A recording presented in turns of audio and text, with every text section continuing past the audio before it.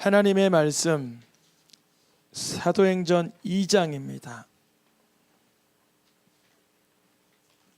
사도행전 2장 1절에서 4절까지 말씀.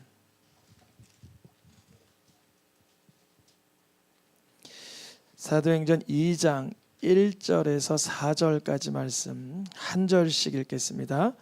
오순절 날이 이미 이름에 그들이 다 같이 한 곳에 모였더니 호련히 하늘로부터 급하고 강한 바람 같은 소리가 있어 그들이 앉은 온 집에 가득하며 마치 불의 혀처럼 갈라지는 것들이 그들에게 보여 각 사람 위에 하나씩 임하여 있더니 그들이 다 성령의 충만함을 받고 성령이 말하게 하심을 따라 다른 언어들로 말하기를 시작하니라. 아멘. 믿음의 가정으로 세워가는 이야기 마지막 시간인데요. 오늘은 성령 강림절, 성령 강림 주일이라 오늘 말씀의 제목을 같이 읽어보겠습니다. 성령을 받으라. 아멘. 오늘 본문 잠깐 먼저 사도행전 2장 1절 띄워보시겠어요? 네. 오순절 날이 이미 이름에, 이미 오순절 날이라고 표기가 됐을 때는 기념하는 날, 정한 날입니다. 우리가 이 성령의 역사가 우연히 갑자기 계획 없이 일어난 일이 아니라 하나님의 거대한 계획 가운데 이루어진 일이라는 거죠. 예수님께서 돌아가신 날이 6월절 그때였잖아요.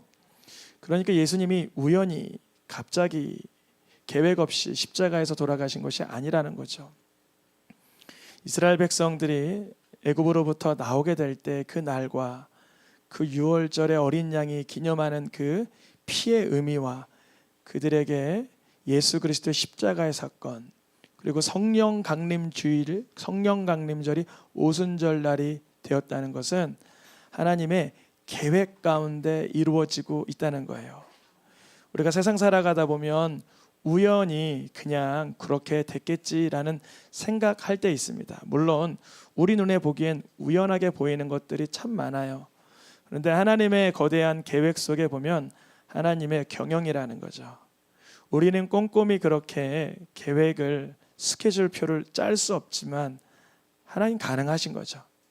하나님은 우리 인생을 보시기에는 그 시간, 그 순간만 보시는 게 아니라 과거와 현재와 미래를 같이 보시기 때문에 그게 가능한 거예요.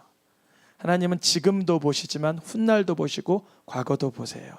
그래서 이 오순절 날의 성령의 사건은 하나님이 통으로 보시는 가운데 하나님의 아들 예수 그리스도께서 십자가에 죽고 부활하시고 나서 이 땅에서 하나님의 나라를 부활의 몸으로 며칠 동안 가르치셨냐면 40일 동안 가르치셨습니다. 그리고 승천하시면서 이런 말씀을 주셨어요. 얼마 되지 않아서 몇 날 못 돼요. 성령을 받을 것이다. 그 날짜가 열흘이었습니다. 40일부터 예수님 승천하시고 열흘 동안 몇 날 못 돼요라고 했는데 지금 4, 5일 지났는데 별일 없구먼 하는 사람들은 이 자리에서 이탈했을 것이고, 감사하게도 몇 날, 짧으면 짧다 할 수 있고 길면 길다 할 수 있는 열흘의 시간을 기도함으로 한 곳에 모여있던 그들은 성령을 체험할 수 있었습니다. 물론 이 오순절 이 순간 여기 없던 사람들 가운데 예수 믿고 구원받은 사람이 물론 있을 것이에요. 또 우리가 성령의 충만함과 성령의 충만함이 없는 상태를 신앙생활 깊이 해보신 분들은 알 것입니다. 이들이 오순절 날 성령의 말하게 하심을 따라 다른 언어로 말하기 시작했습니다. 2장 4절을 한번 보겠습니다. 읽어보겠습니다. 그들이 다 성령의 충만함을 받고 성령의 말하게 하심을 따라 다른 언어로 말하기를 시작하니라. 성령 강림절, 다른 말로 성령 강림 주일, 성령 충만은 쉬운 말로 말하면 언어가 바뀐 날이다. 서로 바라보며 인사하면 좋겠습니다. 언어가 변화되기를 축복합니다. 언어가 바뀌는 거예요. 누가 말하게 하심을 따라? 성령이 말하게 하심을 따라 입술과 혀와 목과 목청과 입과 언어가 태도와 관점이 구사되는 거예요. 그전에는 육신에 충만했고 죄성에 충만한 어두운 시절이 있었다면 이제는 성령 강림 주의를 통하여 인격의 변화가 오기 시작한 것입니다. 내면적인 변화, 인격의 변화, 근본적인 변화, 가치관의 변화, 세계관의 변화가 임한 것입니다. 성경에 보면 언어가 바뀐 사건이 하나 더 있어요. 맞아요. 바벨탑 사건이죠. 창세기 11장 말씀 보겠습니다. 이때는 반대로 바벨탑 사건 직전까지만 해도 언어가 몇 개였어요? 하나였어요. 이거는 언어학 하는 사람들은 다 알아요. 언어는 원래 하나였어요. 하나로부터 흩어져 나온 거예요. 뭐 엄마라는 단어만 봐도 알 수 있죠. 맘마, 엄마 다 비슷한 어감을 가지고 있어요. 아빠, father 다 비슷한 어감을 가지고 언어는 거슬러 올라가면 하나예요. 그런데 이들이 하나의 언어를 가지고 하나님을 기쁘시게 한 게 아니라 뭘 했어요? 죄를 졌어요. 범죄했어요. 여러분 영어 열심히 배워서 영어를 유창하게 구사해서 사기치는 자녀가 있으면 좋겠어요? 영어 차라리 못하는 게 좋겠어요? 이게 지금 복잡해요. 영어는 그래도 잘하는 게 좋으니까 사기를 막아야지. 그렇지가 않아요. 이 인격을 다루는 게 언어 영역보다 훨씬 중요합니다. 이 당시에 언어가 몇 가지였다고요? 한 가지였어요. 근데 그 한 가지 언어를 가지고 하나님을 대적하고자 쌓은 탑 이름이 바벨이었어요. 하나님께서는 반대로 이 죄악을 막기 위해서 언어를 어떻게 해요? 혼자 탁 틀어버리시는 거예요. 여러분 차라리 죄인들의 죄가 서로 마음이 안 통해서 죄를 못 지으면 좋겠죠. 죄인 1, 2, 3, 4가 공범이라고 해볼게요. 근데 서로 대화를 하는데 나 너랑 말이 안 통해. 나 너랑 말이 안 통해. 나 너랑 말이 안 통해. 우리 이 사기는 그만 치자. 그러면 어떻게 된 거예요? 잘 된 거죠. 근데 언어가 너무 잘 통해. 야, 교활하게 하자. 그렇지, 교활하게 해야지. 악랄하게 하자. 그래, 악랄하게 하자. 더욱더 나쁘게 하자. 더욱더 나쁘게 하자. 끔찍하게 하자. 그래, 끔찍하게 하자. 언어가 지금 뭐 하고 있는 거예요? 통하는 거예요. 그 언어를 통하는 것을 하나님 보시고 언어를 흩어버리시는 사건이 바벨탑 사건이었어요. 그러면 바벨탑 사건 이전으로 거슬러 갈 수가 없는 거예요. 이미 사람들의 언어는 영어, 일본어, 중국어, 독일어, 한국어, 프랑스어, 수많은 나라의 언어, 뭐 100가지가 넘는 언어가 있잖아요. 이 언어를 어떻게 통일되게 하시냐? 성령의 말하게 하심을 따라 말할 수 있을 때 주님이 연합되게 하시는 거예요. 참 신비로운 경험인데 영국이나 이스라엘 다녀올 때 보면 외국인들이 많잖아요. 거기에 가면 뭐 인도 사람도 와 있고 미국 사람도 와 있고 뭐 한국 사람도 와 있고 아프리카 사람도 와 있는데 다 언어가 다른데 예수님을 믿는 믿음 안에서 통하는 거예요. 서로를 위하고 서로를 존귀히 여기고 하나님의 영광을 바라고 성령의 말하게 하심을 따라 말한다는 것은 하나님께서 바벨탑 사건의 교만의 사건으로 흩어놓은 사건을 이제 다시금 회복시키는 과정이었던 거예요. 언어의 사건이라는 거죠. 언어가 바뀌어야 예수님을 그리스도로 나타낼 수 있습니다. 언어가 바뀌지 않으면 예수님을 믿고 나 홀로 천국 갈런지 모르지만 내 언어가 바뀌지 않아서 나로 인해서 복음이 증거되지 못하고 성령의 교통하심을 누리지 못할 수 있어요. 그래서 예수님을 소개한 세례 요한도 예수님을 뭐라고 소개했냐면 마가복음 1장 8절에 예수님이 오시면 뭘로 세례를 베푼다? 성령으로 세례를 베푼다. 세례를 베푸시는 분이 누구예요? 예수님. 그러니까 우리가 예수님의 그 사건, 십자가의 사건을 통한 받는 성령은 성령의 정말 본질을 받게 되는 거예요. 다시 표현해 볼게요. 예수님 사건 십자가 이전에도 성령님은 동일하게 계셨죠. 맞아요. 변질되는 성령이 아니세요. 왜냐하면 성삼위 하나님은 한 분이시고 동일하시기 때문에. 그런데 예수님의 십자가 사건을 통하여 예수님의 이름으로 보내주시는 성령님은 무언가 더 다른가? 우리 안에 확장된 하나님의 영역을 만들어 주시는 거예요. 오늘 본문에서 보았던 것처럼 언어를 바꿀 수 있는 능력이신 거예요. 왜냐하면 제자들은 십자가에서 죽음과 절망과 배신과 저주와 끔찍함과 어두움을 경험했는데 그 예수님이 부활하셔서 제자들에게 평안과 평강과 성령을 부어주시니 이들이 받게 되는 성령은 이전의 제한적 성령이 아니라 더욱더 풍성하고도 본질적 성령의 임재 가운으로 들어갈 수 있는 것입니다. 예수님께서 부활하시고도 무엇을 말씀하세요? 처음에 성령을 받아야 된다. 제자들아, 그동안 3년 반 동안 육신으로 날 따라다녔지만 이제는 내가 40일 뒤에는 부활 승천할 것이니 뭘 받으라요? 성령을 받으라 말씀하십니다.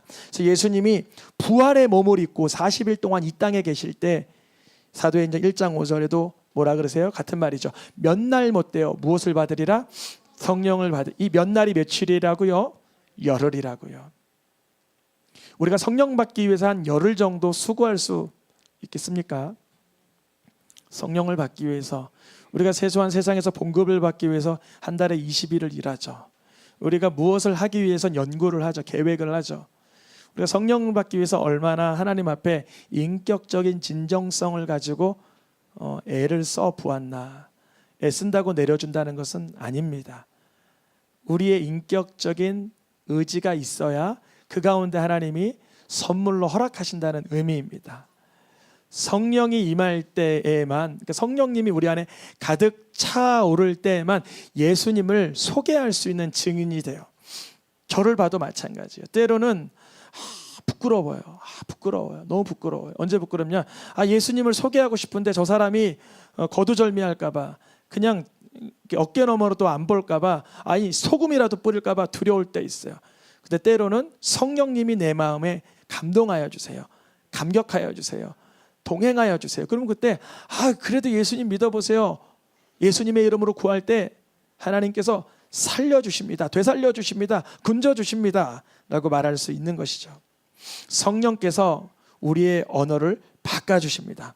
성령의 언어를 구사할 수 있기를 축복합니다. 성령은 우리가 받기 전부터, 우리가 구하기 전부터 하나님과 함께 하셨죠. 창세기 1장 1절과 2절 말씀해 읽어보겠습니다. 하나님의 영은 수면 위에 운행하시니라. 하나님이 말씀으로 세상을 창조하실 때 성부 하나님, 성자 예수 그리스도, 보혜사 성령님은 성삼위 하나님으로 함께 역사하셨어요. 우리 사람에게 특별히 흙으로 만들어 놓으신 모든 짐승과 동물과는 다르게 사람에게만 무엇을 넣으셨어요? 생기를 불어 넣으셨어요. 성령의 역사이죠. 사람이 육으로만 기동하는 게 아니라 내면의 감정과 의지와 또한 이성과 그리고 하나님의 말씀을 나눌 수 있는 생기를 불어넣어 주신 거예요.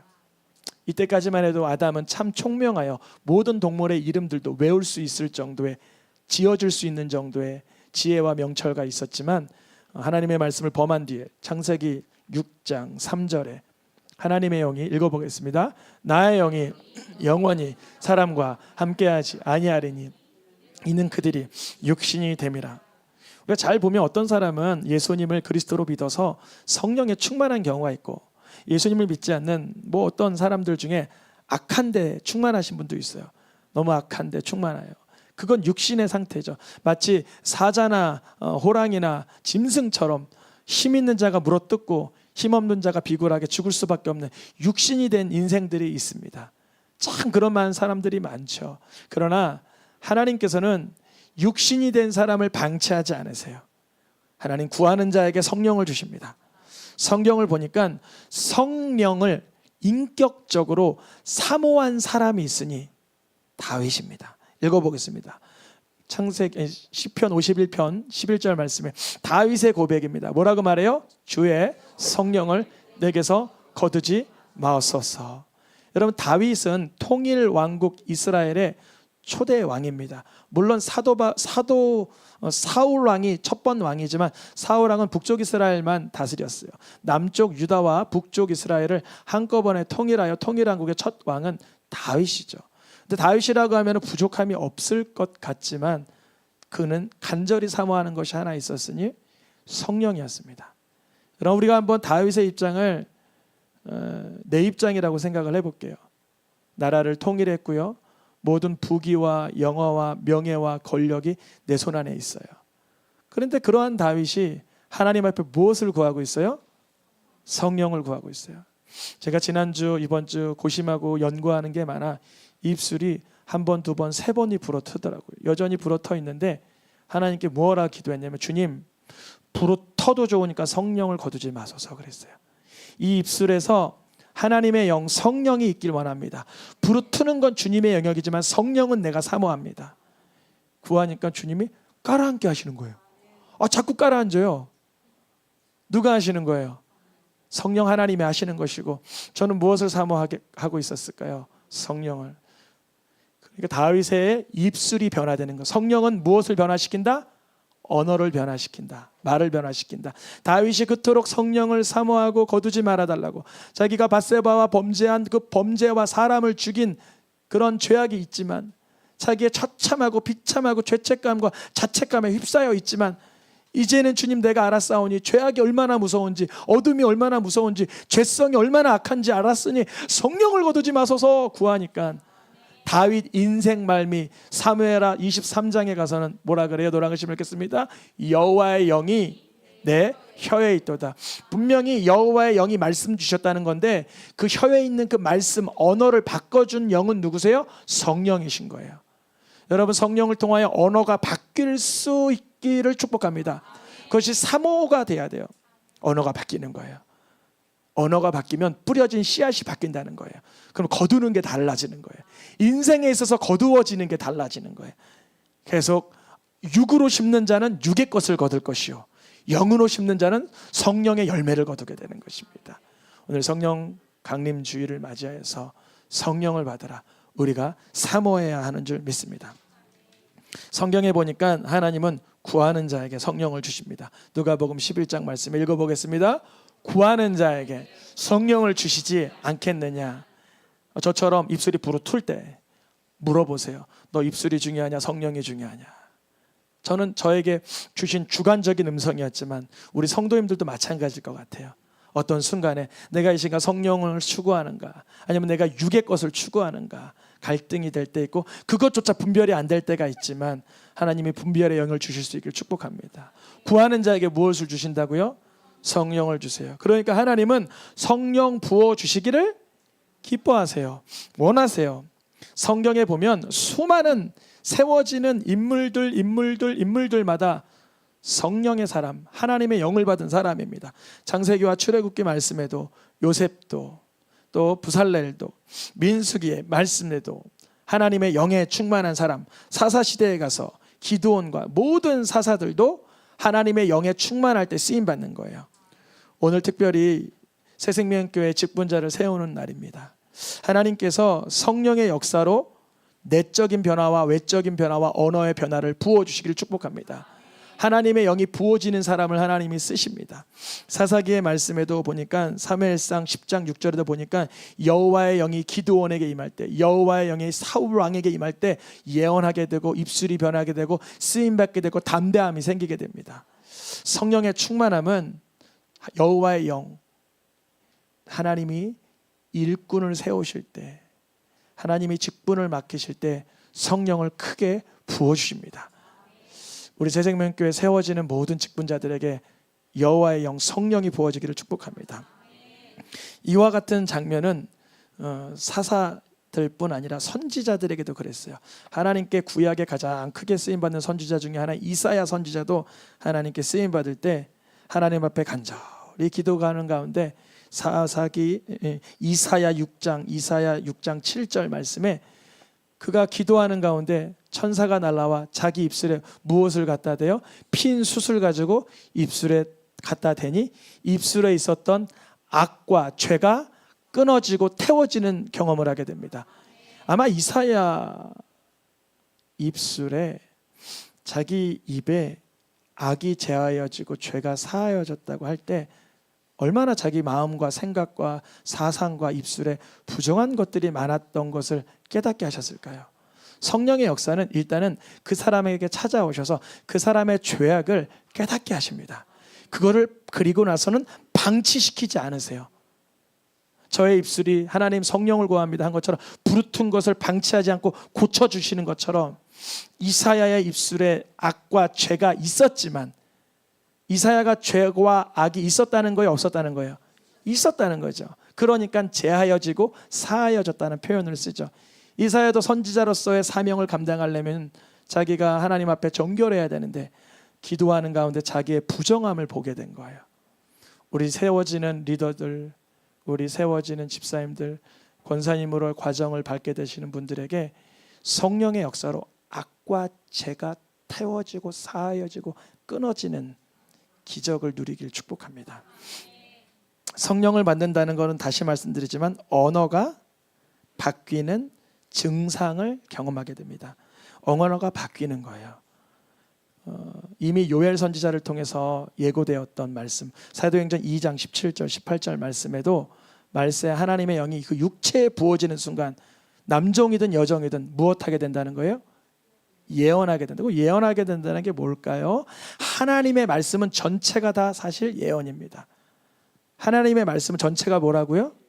예언이에요. 때로는 이중 예언도 있어요. 이중 예언이라는 건 뭐냐면 구약 당시에 이루어질 예언이 있고 예수 그리스도께서 신약에서 이루어질 예언이 있고 또한 우리에게도 성취될 말씀들이 있습니다.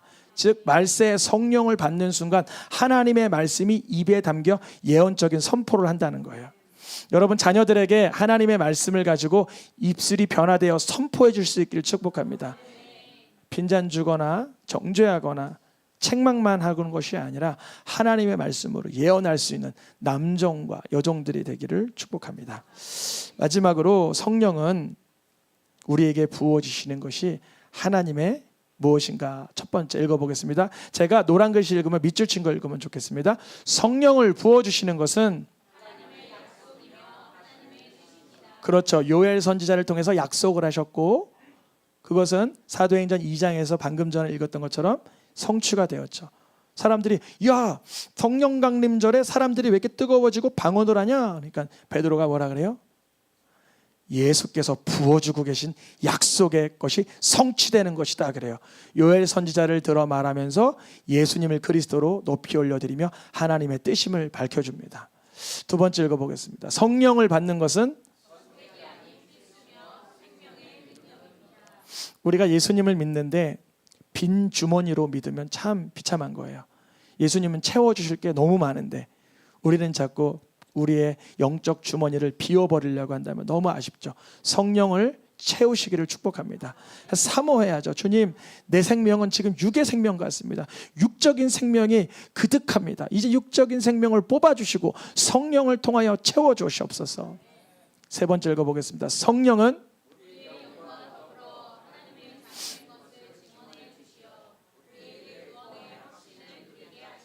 이게 바로 로마서 8장 16절 성령의 친히 우리 영과 더불어 하나님의 자녀인 것을 증언하시니.